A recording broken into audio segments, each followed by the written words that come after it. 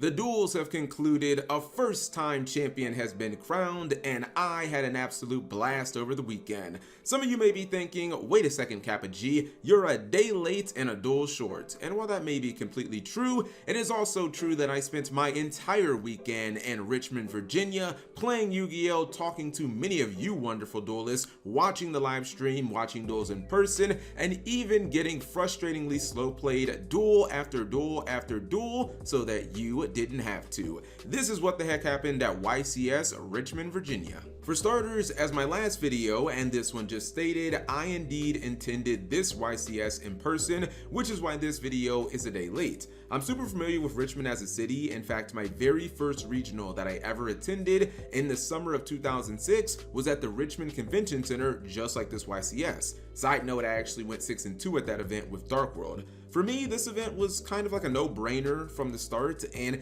it really felt like a trip down memory lane, especially when for the first time ever I met Yu-Gi-Tubers like Jessup and Drew, your Yu-Gi-Oh channel, and DP Yu-Gi-Oh in person.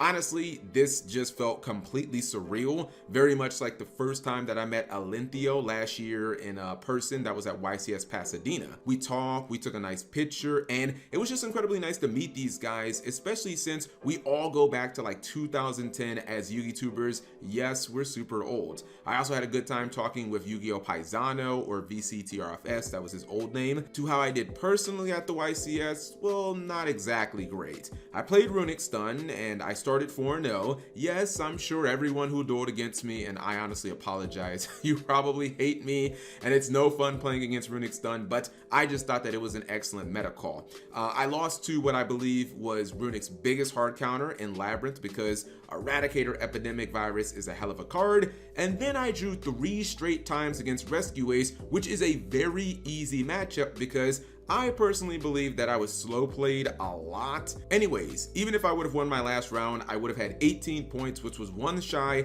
of the 19 needed today too, so I just decided to drop and go do some other things. To the event itself, which was, I think, incredibly interesting and probably played out a lot differently than what a lot of people would have predicted. Richmond was a sizable event with 1,441 duelists initially, but 1,494 after all the late registrations, so basically a 1,500 person event. Nowhere near the 2,400 of YCS Philadelphia in May or the 2,000 from Indianapolis a few weeks ago. However, those are just larger cities and they both have a track record of YCS and Shonen Jump championships, so it's not entirely fair to, compare Richmond to those. One of my personal observations, not just from my own duels, but also from walking around the venue and just looking at the tables, was that Rescue Ace was absolutely everywhere. It was the deck that I played against in 5 of my 8 rounds at the tournament. It was the most represented overall. It was presumed to be the best deck going into the event, and it also had the largest target on its back, which could be one of the larger factors as to why the deck didn't dominate like it did a few weeks ago at Indy. Day 1 didn't feature any Exodia levels of craziness, but still had some notable rogue strategies like Phantom Knights, Red Resonator Labyrinth, and Exo Sister.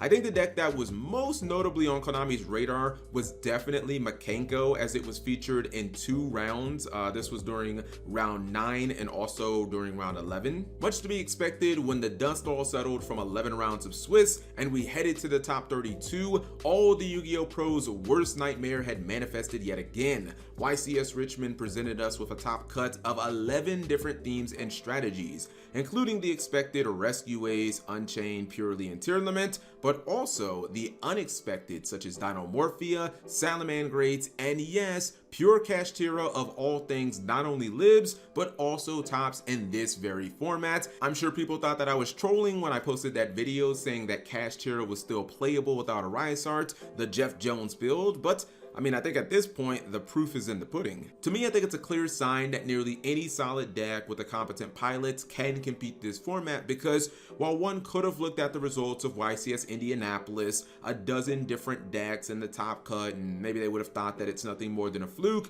this is now the second YCS in just a few weeks, and basically the same results have happened twice.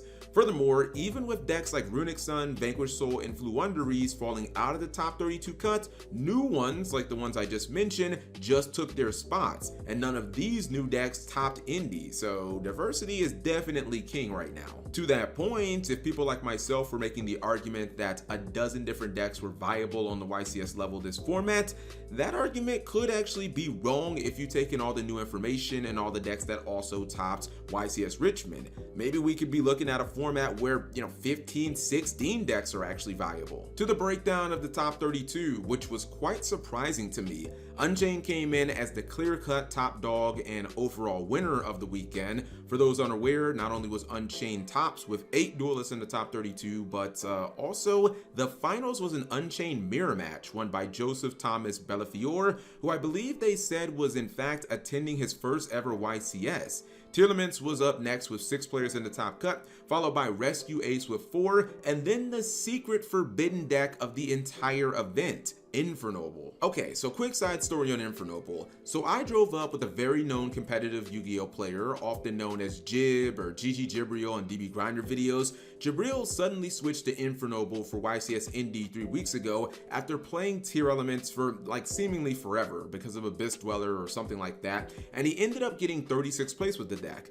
In the weeks leading up to Richmond, apparently Jib and a secret underground group of pro duelists, like some real Legion of Doom or Rare Hunter stuff, got together and they all decided to play Infernoble for Richmond, or maybe Jib just talked them into this. This includes Pac, who ended up getting 3rd place with the deck, while Jib finished top 16. It was told to me that Infernoble is just a better version of Vanadium because the turn 1 board is just far stronger, as it doesn't lose to the spell cards that can't be responded to by monsters, a la Forbidden Droplet, Super Polymerization, Ultimate Slayer, stuff like that, because of Angelica's Ring, which can just negate those cards, while Double Charlemagne just negates everything else. And basically, if you want to get those other cards through, you're kind of hoping that your opponent is going to misplay, but I mean, honestly, when you're playing against a player like Pac, hoping that they misplay is just probably not a viable strategy. Also, Infernoble is supposed to play much better into draw, because if you open with a hard draw like Neospace Connector, you can just rip it out their hand with Aqua Dolphin, or you can make a better board with draw even if you have to play into it. To me, after this event, I would say that Infernoble was the breakout star of YCS Richmond, with 3 players in the top cut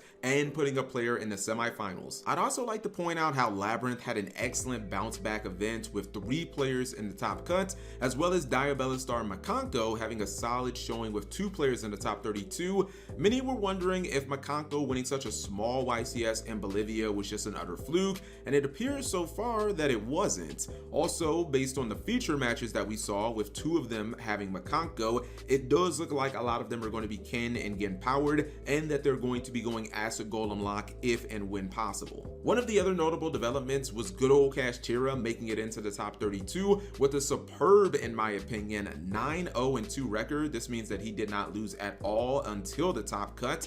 It was a pure build with lots of powerful spells. I think a lot of them were unexpected, like Monsterborn and Enemy Controller, and he did say that his loss in the top 32 was completely his fault and was because of a misplay. When it comes to the top 8 and further beyond, it really does appear that Unchained dominated this event with half of its top 32 players making it to the quarterfinals, and as I mentioned earlier, 2 of those 4 making it to the finals. I'm not exactly sure why so many people chose Unchained specifically for this event, especially considering Tearlament was the 2nd most popular deck overall, despite the less than great showing at YCS Indianapolis. I say this because Tearlament is supposed to have a very strong Unchained matchup.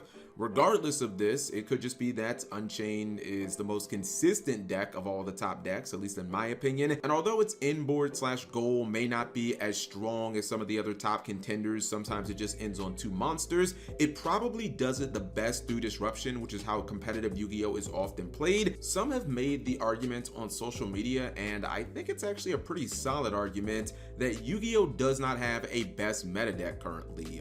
Sure, if you look at Unchained, obviously it looks the best right now, coming off a dominant performance at a YCS where the finals was a mirror match. However, you could have said the same exact thing about Rescue Ace just a few weeks ago, and look how that turned out. Personally, I love formats like this, and I'm really enjoying this format, and who's to say that a deck like Purely, which made it to the quarterfinals of both YCS Indianapolis and Richmond, doesn't end up winning the next YCS. I just think this format, you really have to prepare for anything, because moving forward, who knows, maybe Unchained chain is going to have the target on its back and it's going to end up underperforming. Anyways, those were just my thoughts and comments, and of course I want to hear yours. Leave that in the comment section below. Let me know what you thought of YCS Richmond, if you attended, if you saw me, if you said hi. Also, let me know of that as well. Anyways, thank you guys for watching as always.